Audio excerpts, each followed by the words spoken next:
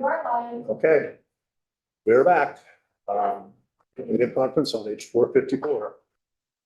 May 29 at, what time? It's 7:30. So Emily, I just heard you say we are on page. 68. 68, the newly posted House proposal. Thank you. Which is section 34.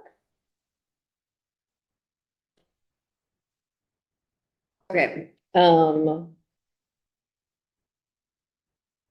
so section 34, we're having those. And it's going to comment, you did this very elegantly, and I am not sure I am as capable of multitasking, but I'm going to do my best here. So, section 34, there are no changes between our two versions there. So we have no recommendations on that. Section 35, again, Which is on page 70. And it's when we get to section 37.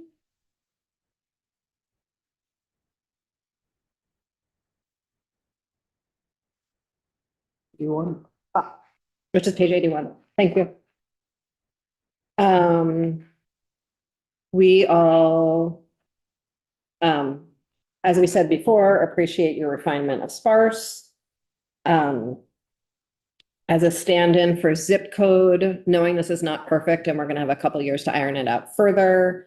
Didn't want to use municipality because that could mean lots of things like municipal waste district. And so we're using city, town, or incorporated village. I believe that Beth St. James consulted with Tucker about this. Okay. But otherwise it's your language. existing. So, okay, so this is, yeah, this is, it sounds largely our language. Mhm. And then similarly, sparse school, your idea is appreciated there on sort of sub 4. And wanted to add just like a little more definition to that. And so cross-reference the other piece where it's the by necessity definition that we're asking the Board of Ed to draft. Just like continuing my effort to not, maybe I've just spent too much time in definitions this session, but continuing an effort to sort of go to existing definitions or delegating definition so to be more qualified. So this takes out the reference to the 55 people. No, it keeps the 55. What's that? The green has the 55 people. You just can't read it. Just can't. Yep.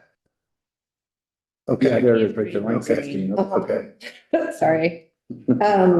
And it's just adding a little more to your sparse school to say that the State Board of Education define the sparse by necessity the same way we do that other places in the statute. And sort of just continuing that onto C on the next page, accepting your recommendations there.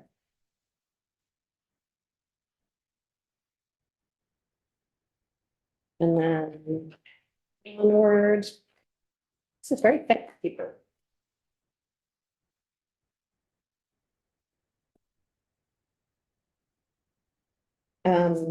On page 91, just section 45.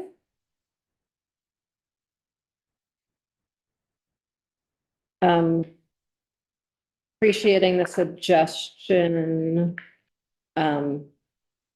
of further studying this. Are you on 45A? Yes. 45A, thank you, yes. 45A. The idea being that we have just commissioned a study that came back to us that decided some of this. And there's some that still needs to be decided that we've already said we're going to work on more in the future. which is special education. We have a report due from AOE that we've, I think, already agreed to somewhere in this bill. And so want them to explore other ways of doing the special education weights. And towards the intent of concerns that the cost factor numbers will, I would say towards the Ways and Means Committee's intent that cost factor numbers are actually always a little bit ahead of the efficiency curve because they are designed around the most efficient way to deliver services towards a quality education. The idea that we would make sure that we are calculating that as we move towards the larger districts in order to capture those cost savings and update the foundation formula. We also, and so that's brand new, but towards sort of intent that I think we've both had in both sections. Just wanted to clarify that for the record, in the bill and then in that study. And then, again, in 127, in existing statute, there is a requirement to recalibrate our existing weights. But ensuring on page 92 that that will, of course, apply to this formula. And that it needs to be updated and recalibrated regularly. And that we want to make sure that our joint fiscal office and our agency of education are fully brought up to speed to do that. We have, when the agency of education did commission the studies related to the pupil weighting factors report before we passed 127, they were required to turn the model over to the agency of education. But it seems that there's no one at the agency of education right now who is able to, so want to make sure that that happens and that there's sort of duplicative skill sets around that because it's such an important part of our system. And then accepting your transition, very appreciated. But adding that part that I referred to about the prorating of the tuition the same way we're prorating, so that it lines up with the other areas of. Where are you? Yes. So I'm so sorry. I'm on page 93 Right, okay. in section 45B. And I think we talked about this earlier, but this is the language for it. So just making sure that the transition is applying across the board. And then their tax rate transition, the entire thing is calculated in the base year, so folks can plan for it. But the education opportunity payments in your version of the bill were not all calculated in the first year. They were going to be adjusted every year. This sets them all in the first year so that folks can plan for it. And that's the rest of that section. In section 45C on page 94, we are moving that date out a year. I think we discussed that already. Sort of meet in the middle, very straightforward.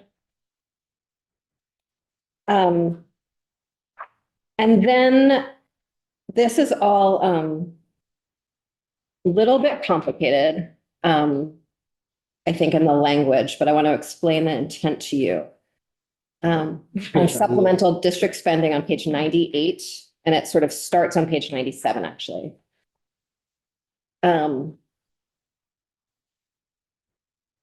Want to address concerns around supplemental district spending and how that might create tax rates that are too high in some school districts. And so given that, appreciate that you sort of lowered that by changing it from weighted membership to membership. And then are taking that a step further and saying after the full transition is completed, to then start titrating down to 5% from 10%, from 10% to 5%. So at the end of what is essentially a 10-year transition, 5 years that you put in, of moving up or down the education opportunity payments and the tax rates. Then there would be another 5 years where the supplemental district spending titrates down from 10% allowable to 5% allowable in the interest of equity. This is also, I hope, a really great opportunity for people to study the issue and how and why it's being, how often the supplemental district spending is being used. And we added a report related to that.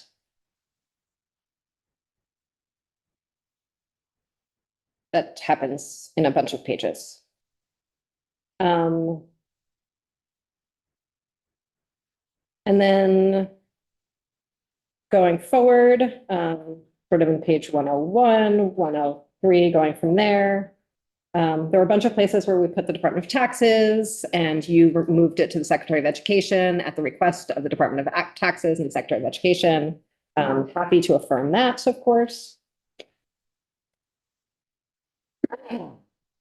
Now on page 105, section 48. Are your districts still in here? Your non-homestead apartment, non-homestead? We'll get there. Don't, Okay, but yes. it's on 99. Oh gosh, I'm so sorry.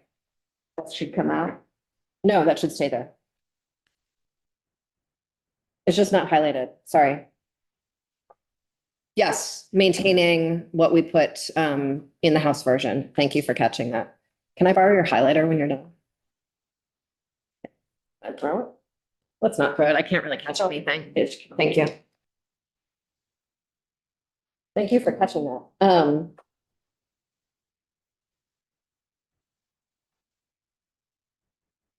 And so, yes, dividing that up. With sort of full faith in the Department of Taxes that they have more than enough time to figure out how to do this. We've gave them a multi-year timeline to figure that out. third party. And it's a really, I think folks have a lot of concerns about how our taxes are going to work going forward and making sure that all of these transitions are happening simultaneously to minimize the impact on Vermont's taxpayers. And I think this is a very important component of it. And if it gets slowed down, we won't be able to keep all of our implementation dates lined up, given folks' desire to maybe even move up the timeline for all of this.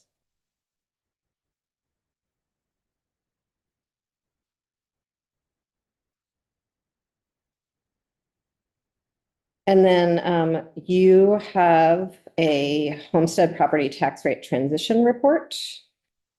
You have your transition, and then we added a report to that.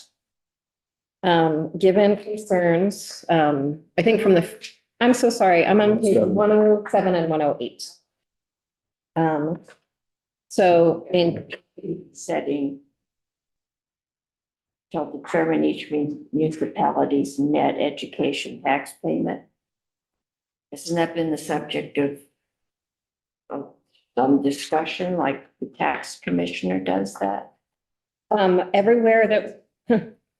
everywhere that we had sort of moved things to the Department of Taxes from the Secretary of Education and you moved it back to the Secretary of Education, we left it as the Secretary of Education.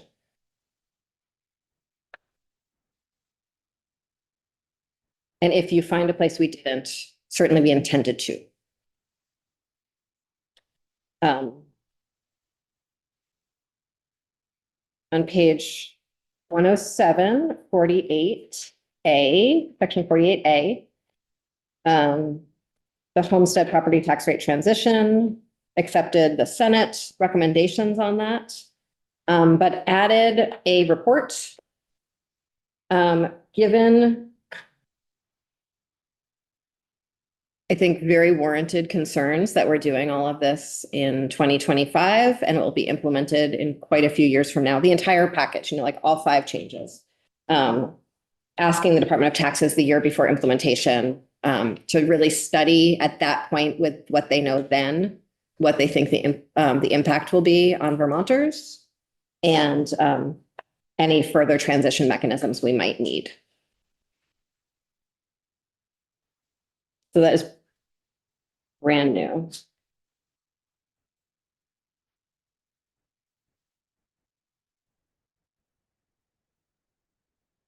And then in order to sort of return to, the division of the non-homestead and the idea that we are setting a uniform rate that then has the multiplier built in for homestead and the multiple non-homestead categories. That's what the changes you'll see on the bottom of page 108 are. You could call those conforming changes. Though I'm not an attorney, so I don't know if that's the official way to describe it. And then when we get to page 110, maintaining the proposal that we gave to you about how to do the homestead exemption, so that we have a much smoother curve and more Vermonters who are better off on the other side of this. But we kept your proposal around the house site value cap.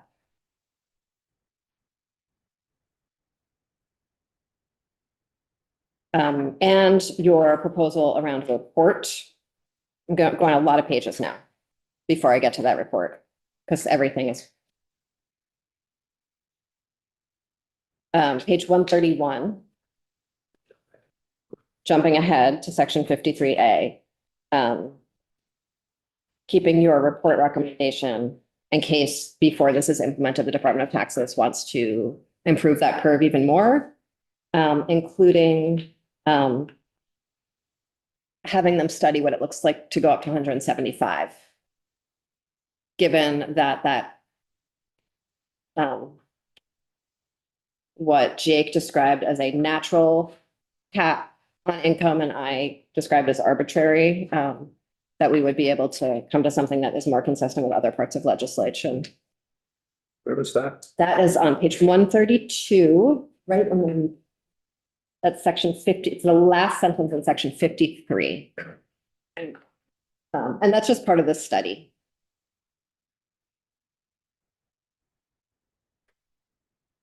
Remembering that household income is often 3 people in a house. Yep.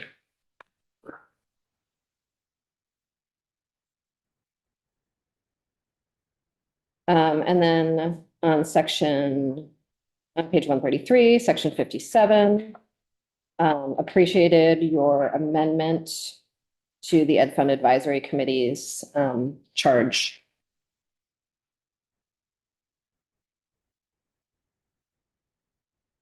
And then added 2 new charges for them to study how to maintain intra-district equity. And I think we talked about that yesterday. Towards your intent about if the money is spent the way it should, you had a sentence about that. We changed that sentence slightly to whether the weighted foundation formula payments lead to improved outcomes across all populations. That's very different Okay. than what we had, because ours was really looking to ensure that the money sort of not follow the student per se, Mhm. but that generally benefit the students for whom added weight was intended. Mhm. And I get that you could make the case that this kind of will eventually in some way show the same thing, but not, it's different. Okay, thank you. But It has a, okay, goal's appreciate that. attained. well, Now, yeah, it's, Yeah, this wouldn't necessarily, if you were reading this cold, you wouldn't really think about it in the terms that we were intending that language. So just I appreciate you saying that. flag is something to talk about. Absolutely. And let me, if I could take a moment to explain the intent there a little bit more. In all the testimony that we received about various foundation formulas over the years, there's a real dichotomy in the sort of literature and best practices around the country about the difference between a foundation formula and using categorical grants, right? And the pros and cons of each. And one of the really important pros of foundation formulas is that you're not holding districts accountable to sort of those dollar by dollar slices, and that they're able to be much more flexible and innovative with the money, as long as it's making a difference, right? And so making sure it's making a difference. But I understand what you're saying about how it's a different sentence, but absolutely. Yeah. But So either way, I'd love to add that sentence. it's just if you have large districts and have, it could end up that the money intended for the cheaper kids who are over here gets spent over here. Yeah, and that's why the intra-district equity is so important as well. So it was sort of getting at that from two different angles. Under section 60, page 137 is the next change.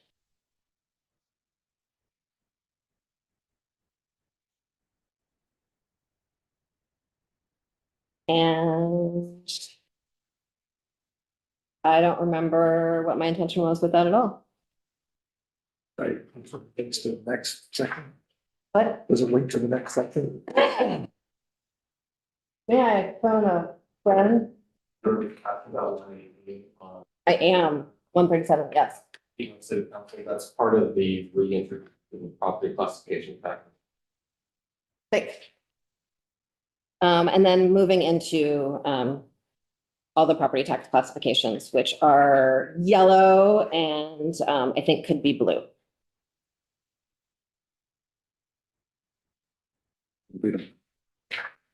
It should be blue. I misunderstood that system.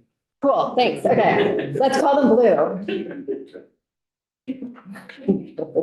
Oh, these are your proposals. It's just the original, yeah. Yeah, okay. Okay, and that brings us to the end.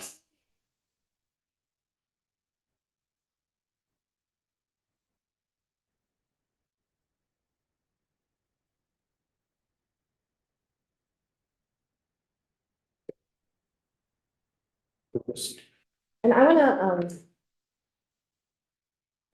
want to be really clear. I think it's really important that when we look at this bill holistically, we are not spending more money than we're spending this year. I mean, of course, inflation adjusted, but that we are improving quality in really significant ways. We are improving delivery in significant ways. We are improving the democratic experience for Vermonters, and that people understand their taxes better.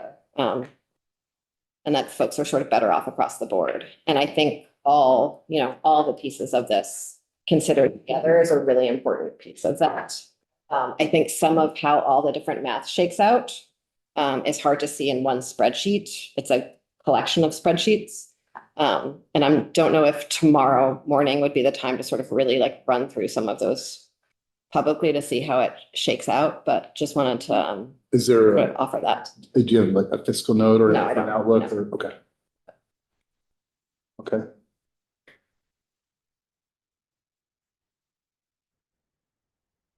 Do you have any questions? Do you want to? Okay. I understand what you did. Okay. implement, foundation, and you're on the 2030 as your implementation. So we kept, Yeah. we all had the same implementation dates for everything. I think the thing that's most important is that, the implementation date is the same for every single piece of policy. That the new districts, the foundation formula and the tax and the two pieces of tax change happen at the same time. So that the disruption, frankly, on people's tax bills is not, and we've talked about. Band-Aid it. Yes. And because they really are going to cancel each other out in significant ways. And so that's where the timeline is. I think if we're going to talk about a different timeline, then I think we just need to make sure that all the Secretary of State, like all the duties the Secretary of State described are still doable. Yeah, maybe I just totally missed it, Emily, but regional assessment districts, are they? Yes, we agree with your proposal on regional assessment districts, and maybe they're not in here. Pretty much City Council, they weren't changed on the Senate side except for some clarifying language, so it's virtually the same. Total agreement in what you're doing there.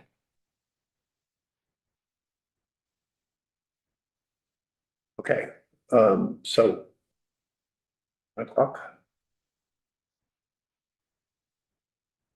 Yeah. Yeah. That's the plan. Yeah. Oh, 9 o'clock. Okay, great. Yeah. Sure. Okay. Okay. When we come back, do you want to discuss further the first half of the bill? Second, like where do we want to start and end? I think we need to spend some time, having a discussion about the second half. Of course. And so we might want to, there's a few, yeah. Yeah, I think we need to, so actually, yeah, so we need to meet at 8. At 8, Yeah, or or do something you like want to that. meet here at 9:30? Yeah, why don't we meet here at 9:30? Okay. We can meet Give at us a little 9 extra and time. go over it when we're awake. Yeah, Okay. Or is it not good? We're starting tomorrow morning at 9:30 here. Yeah. We're so sick of up. Yeah. And do you, and starting with the finance policy in the morning or starting with the, I think finance policy. okay, great. Yeah, Okay, yeah. Go over great, thanks.